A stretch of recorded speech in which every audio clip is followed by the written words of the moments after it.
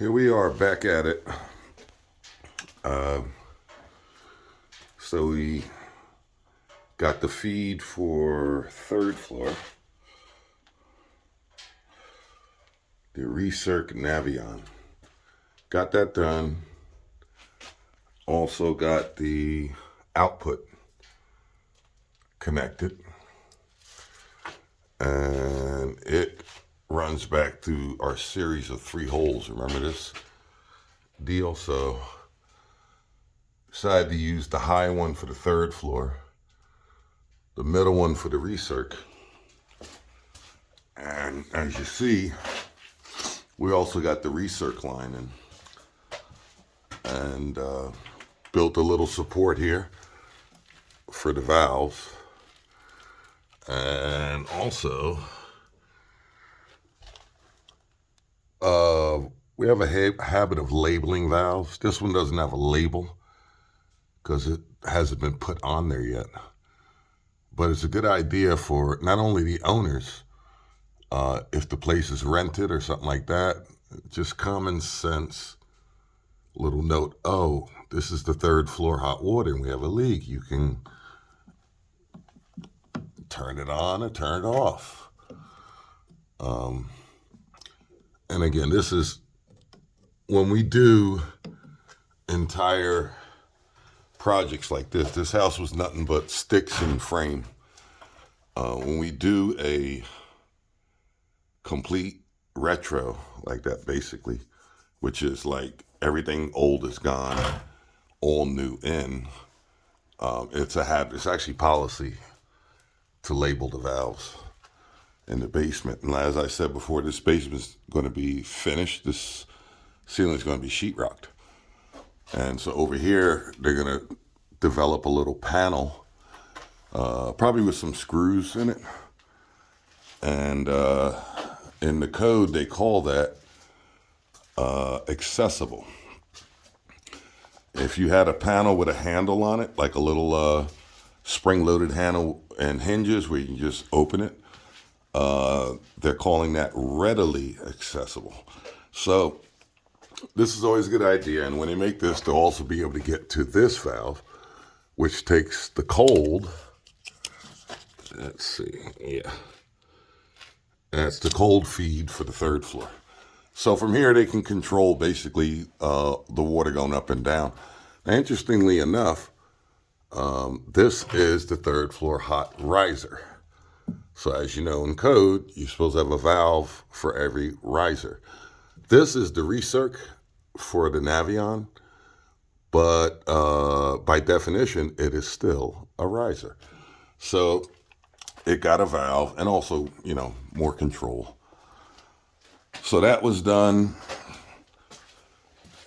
HVAC is supposed to be here today. As I saw in my previous video, one of my premonitions, they were all fired. At least the crews that put this stuff in were. And they were horrible, man. I mean, just look at the way they beat the hell out of this metal. This one's interesting because in the top corner, you can see that it's separated. And I can even see concrete through that hole. So that tells me who only knows if one joint is like this. There's an old saying I have called assume it all. So if you have one screw up like that, you could probably best bet somewhere in this duct system, there are plenty more joints that are either like that, open, like I said, assume it all. It's not going to work because, interestingly enough, the plumbing inspector in this township does HVAC. So this will fail miserably. And not because I'm showing you bad duct work and where it's open. They're at the point now, HVAC is actually pressure testing their duct work. I was reading the updated code. As I said before, we're licensed for HVAC. And they're actually, depends on the township you're in. Remember the 3 words, local administrative authority. But besides that, in the code, they're pressure testing ductwork now. That's why years ago, we would put ductwork together with the cleats, and you're done, you walk away. Now you see the guys painting the joints with cement to try and seal the ductwork up. So that's going to be a fail besides other stuff. So they're supposed to send their A-team in today. Again, would never badmouth another company or another person. And I kind of don't care about HVAC, really. It's not on my permit. But the mere fact is they're affecting the other trades now. That's when I open my mouth. I don't give a damn what reason you have. When you're slowing down the other trades, you're bad news. And then on a real job with experienced trades folks, you would catch hell. I mean, these guys, we've done government jobs, hospitals, state buildings, federal buildings, and would really crack trades guys who are just on the money, and they wouldn't tolerate this.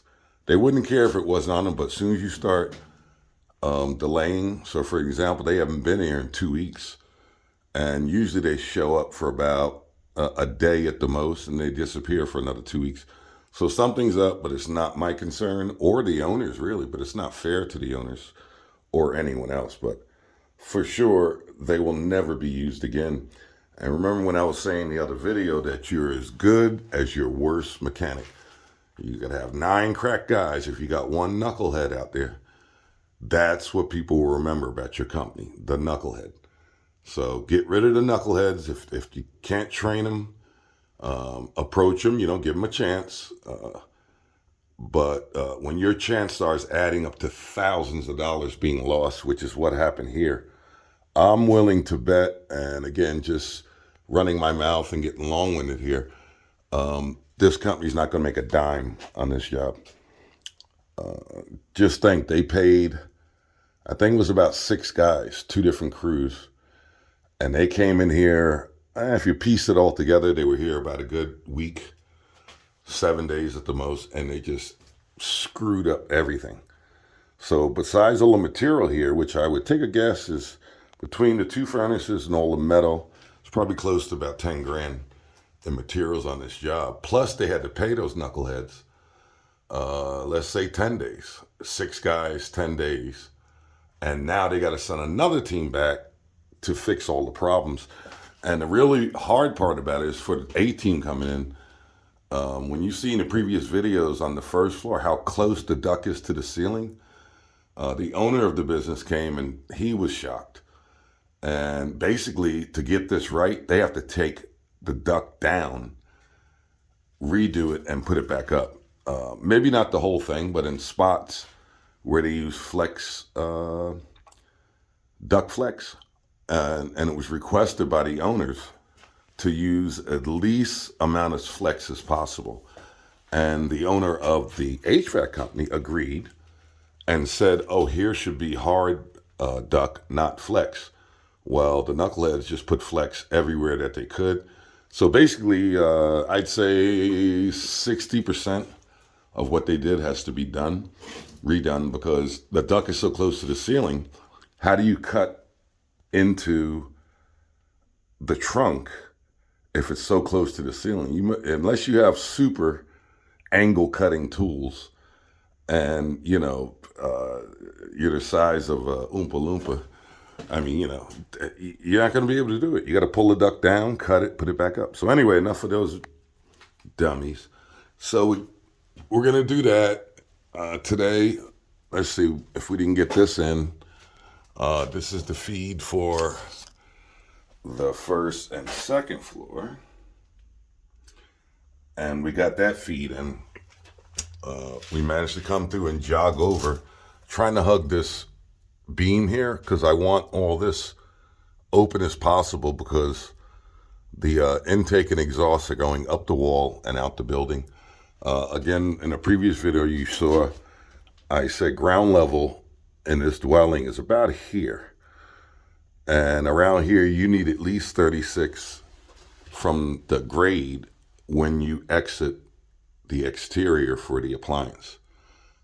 You can put it at 30 inches or 24. So for example, if we put it just went straight out through here, we'd be about maybe 1.5 feet off the ground. Around here, that's enough to get covered with snow. And that's why they use the rule, I'm repeating myself, twice as high as the worst snow. So right now in this area, we settled on 3 feet from grade. So you can actually come out low here and then go up outside the building and then put a U-bend or T, however you wish to terminate. We don't, when we install Navions or any appliance, when we poke through the exterior of the building, we like to have it as not obvious. Just make it blend into the building. It looks nice when you just have the end of a fitting sticking out with your screen on it for the bees and the insects. That looks better to see maybe the half of a 45 sticking out the building or an elbow or whatever than to see, 4 feet of pipe. It's ugly. So we don't do it, and I have seen some nightmares. I've seen guys put 5 and 6 feet of pipe outside of a house, nice house. And then when you're riding, if it's a decent house, everything's taken care of, lawn, yada, yada, that sticks out like a sore thumb. It looks ridiculous. So we don't do it. All right. So that's the updated video. I missed a couple days of video because I've been trying to get stuff done, trying to see what else we had to do. Another one, a long-winded video, just past 10 minutes. We cut this here because it was in the way. And if you remember in the previous video, I was talking about the damage. You can look at the video and see what was done here. This 4x8 was split. Now it's closed up. They filled the bottom and put support on top of the foundation wall. And when they did that, they sistered the 4x8. So now you got a 4x8 with a 2x8. This one's nominal. This is a real 4x8. This is a 2x8. Actually, it was a 2x10 that they had to rip. And then they sistered it to that main beam. And you can see now it's good because the pipe is now going back almost dead through the center of the original hole.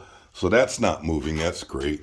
And then they sistered this one, which were the 2 beams that were cut. Something with the old heating, gravity feed, I believe it was. And they just had like 2x4s. You can see where they took them out. And now it is sistered all the way across to the foundation wall. So that solves that. And even upstairs, when you walk in this area, there was a slight trampoline that's gone. So that's great news that that's all done. All right, we're going to get back to it. We want to hopefully today finish the Navion and probably fill it with water and pressure test. Not necessarily the units, because Navion tests them at the factory. That's why you see these rubber caps on them right here. And usually when you take these off on the bottom of the Navion, water comes out. Well, that's because they test them at the factory for leaks. But I want to test the manifold and everything we've done. So we're going to pressure test that today and see what else we can get onto, because we are approaching the end of this. All right. Have a good time. See ya. Wait, to get the money shot. There's the money shot. See ya.